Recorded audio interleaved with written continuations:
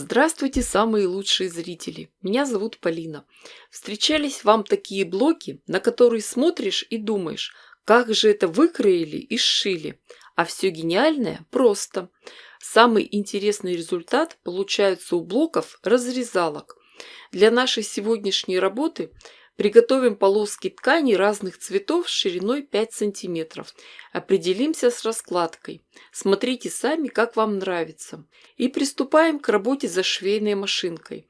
Наша задача – сшить все полоски вместе длинными сторонами. Ткани подавайте равномерно, ничего не тяните.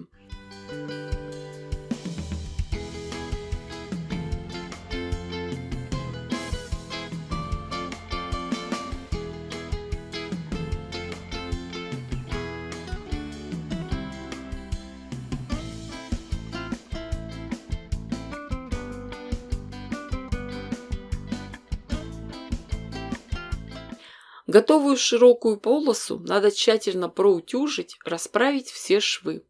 И измерим ее ширину и из темной ткани выкроем полоску такой же ширины. Сложим их вместе лицом к лицу и сошьем вместе. Шов проложим с двух сторон, соединим все в трубу. Готовую деталь проутюжим и приступим к раскрою. С помощью широкой линейки разделим заготовку на равные прямоугольные треугольники. При этом гипотенуза будет совпадать со швом. Следите за правильностью кроя.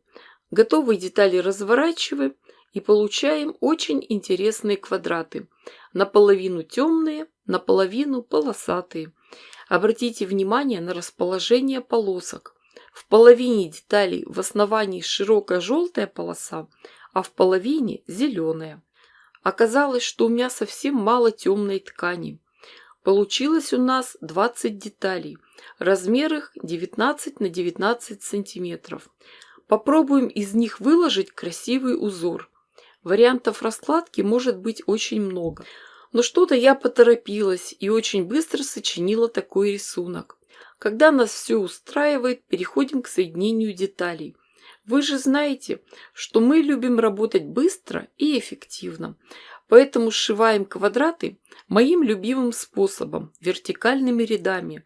Шьем гирляндой, нитки не обрываем. В конце ряда, чтобы не обрывать нитки, переходим на кусочек ткани переходник.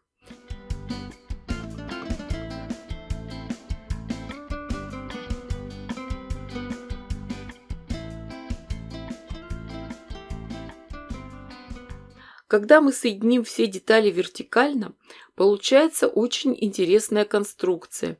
Все ткани держатся на нитках на соединительных швах, и остается только прошить все по горизонтали. Мои постоянные зрители помнят это полотно.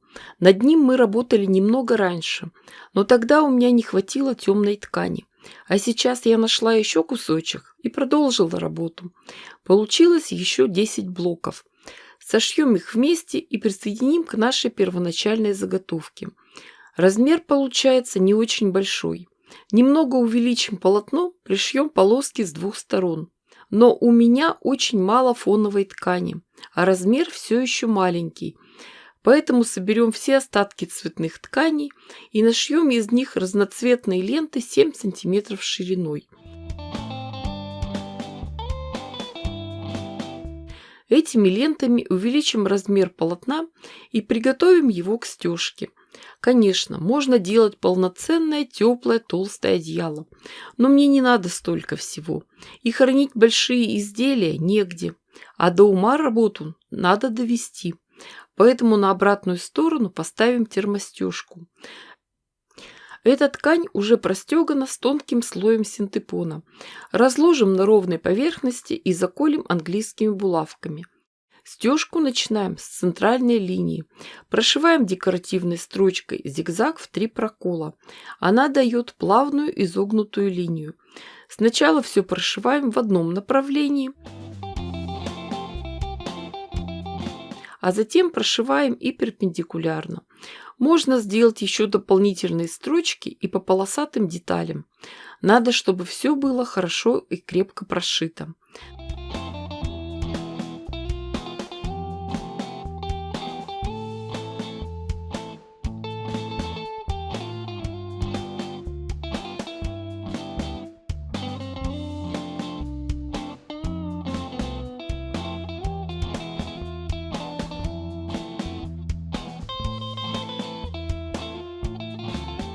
Готовое полотно подровняем и обработаем края бейкой. Сначала пришьем к лицевой стороне.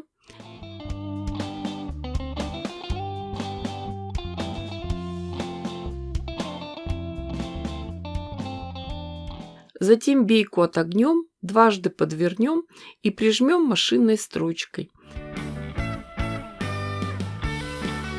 И получилось у нас очень интересное лоскутное покрывало.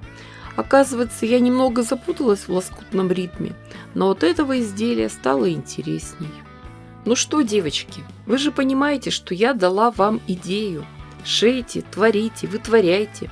Не ждите чудес, чудите сами.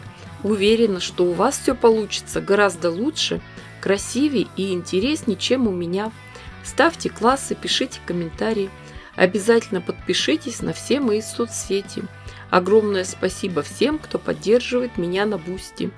Всем пока-пока и до скорых встреч. С вами была Полина.